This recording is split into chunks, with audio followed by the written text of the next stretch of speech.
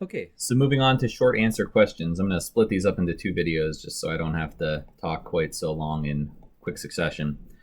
So number 14, identify 3 attributes of a process that should be stored in its process control block. So there are quite a few things that we could list here. So state, the process state, running, waiting, etc.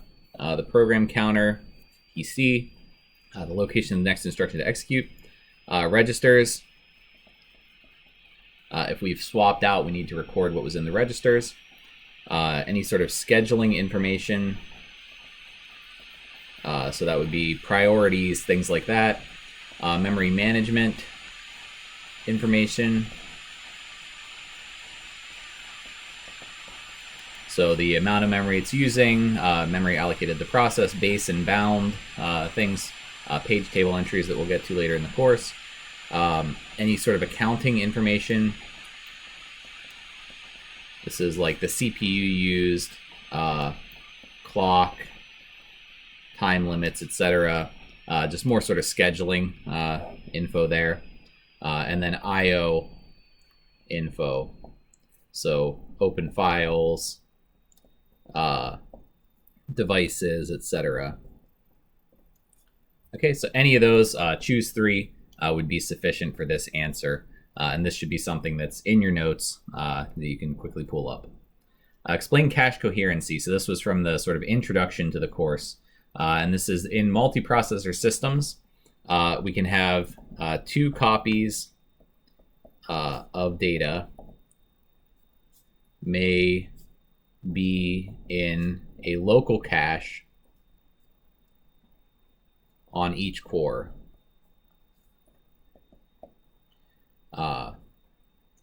Cache coherency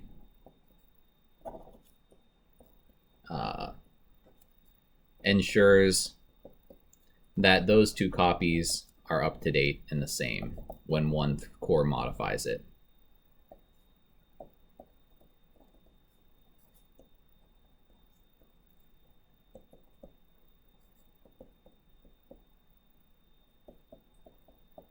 So when one copy gets modified, the other copy also gets modified. So we keep things up to date on all cores is essentially what we're looking for here in terms of explaining cache coherency. And this is not something, this is something that's done in the hardware. It's something that the OS maybe needs to be aware of that it's happening, but it's not something that the OS actually has to take control of in most systems. Okay, so moving on.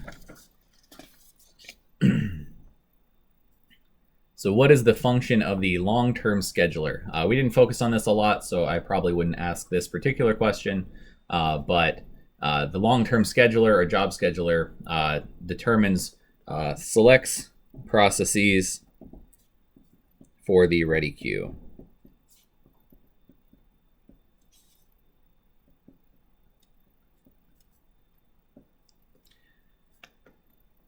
So this is what is basically deciding which things are ready to execute, controls how many things are executed at once. So controls degree of multiprogramming.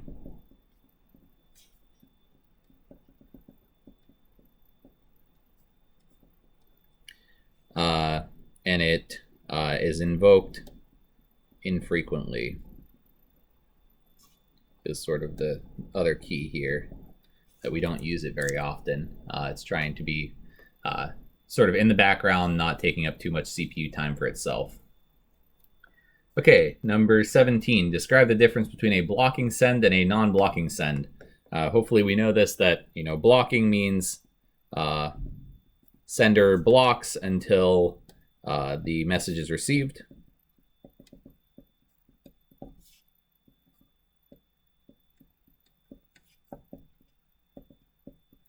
And non-blocking means it continues to execute.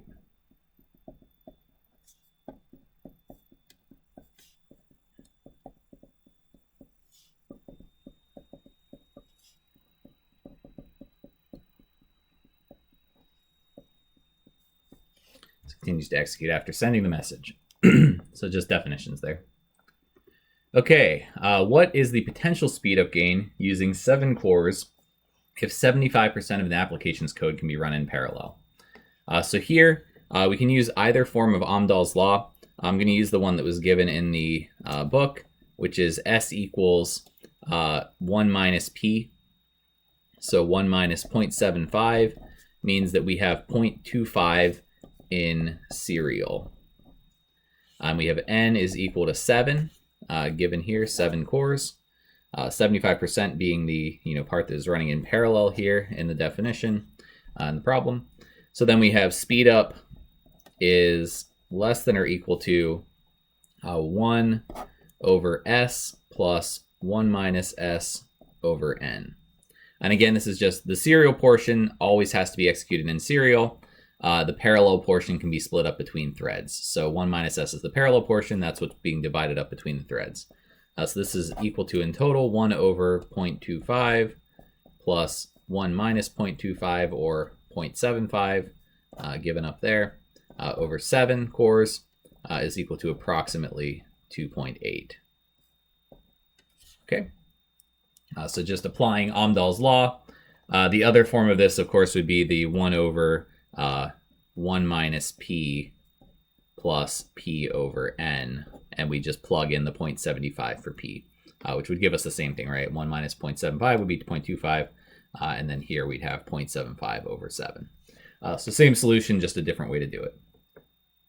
Okay. Number 19. Draw the structure, including all 4 elements in proper order of a process in main memory.